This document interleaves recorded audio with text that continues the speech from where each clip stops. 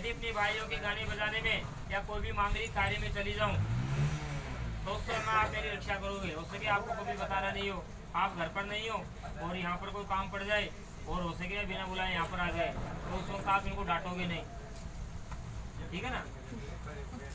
आप भगवान का ऐसे मंदिर और तालाब बगीचा कुआं बावड़ी बनाकर उसकी पूजा करो तो बोले मैं आपके वामंग में आना स्वीकार करती हूँ। आज से आपका दायित्व तो बनता है आपकी श्रद्धा के अनुसार उसे आप कभी मंदिर बनवाओ, तालाब बगीचा कुआं बावड़ी इनको बना करके बोले आप इनकी पूजा करो तो मैं आपके वामंग में आना स्वीकार करती हूँ। इसी प्रकार से कन्या छठा वचन मांगती है आपसे। सर्वबंधु जना स्वाम्य भवतों दासताम गता जलपात्रम गंगरबादिशम दतोहिम प्रेम पूर्वक है कि हे स्वामी ये आज से जलपात्र और कंकड़ी के साथ प्रेम पूर्वक मुझको आप देकर मेरे संपूर्ण भाई बंधु आज से आपके दास बन गए हैं। आप बोलकर भी ये नहीं कहेंगे तुम्हारे भाइयों ने कुछ भी नहीं दिया है मेरे को, जो दिया उसमें संतुष्ट होना है, ठीक है। कभी भी साधारण वार्तालाप के प्रसंग में ग्रह क्लेश हो जाया करता तो उसमें ध्यान नहीं देना तुमको। छोटी मोटी बात हो जाए दोनों में तो कभी ध्यान नहीं देना है, ठीक है। 2-5 मिनट के लिए अलग हो जाओ फिर वापस सच्ची में कौन दे मेरे विषय में कभी आप बुरे विचार नहीं सोचोगे, क्योंकि स्वामी कभी भी अपने सेवकों के अपराध पर ध्यान नहीं देकर सदा उसे क्या करते हैं, क्षमा करते हैं। और कभी मैं आपके घर पर यानी वहाँ पर ससुराल में जाने के बाद में कोई छोटी मोटी गलती भी कर दूं तो उस वक्त आप मेरी रक्षा करोगे, ठीक है।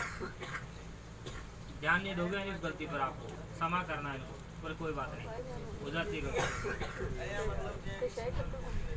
आप क्रय विक्रय के लिए यानी कभी आप व्यापार के लिए या देश में विदेश में चले जाएं खरीदने या बेचने के लिए तो उस वक्त आप वहाँ की सारी जानकारी आपकी पत्नी को रहे कि वहाँ पर आप कितना बचा रहे हो और उसमें कितना खर्च कर रहे हो, सारा हिसाब किताब इनको भी रहे, ठीक है।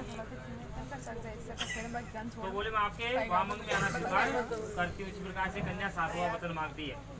ओम यज्ञ विवाहम च कन्यादाने तथा व्रते अंसलिम कृति मादाय गृह स्वामी स्वयं पापवाग्नि यह प्राण प्रिया प्रत्येक हवन यज्ञ विवाह कन्यादान और व्रत मेरे वस्त्र से ग्रंथि बांधकर मुझे साथ रखोगे। जिस प्रकार से आज से आपने पत्नी के ग्रंथि बांध करके जो फेरे लिए ना, उसी प्रकार से अपने जीवन में कभी भी घर में कोई मांगलिक कार्य हो, जैसे हवन हो, यज्ञ हो, विवाह हो, कभी आपको कन्यादान करने का मौका मिले तो उस वक्त आप अकेले नहीं बैठोगे, आपको अपनी पत्नी को साथ में लेकर के बैठना है, तभी आपको पुण्य मिलेगा, अन्यथा नहीं मिलेगा। अगर आप अकेले बैठ गए तो आपको कोई पुण्य नहीं मिलेगा।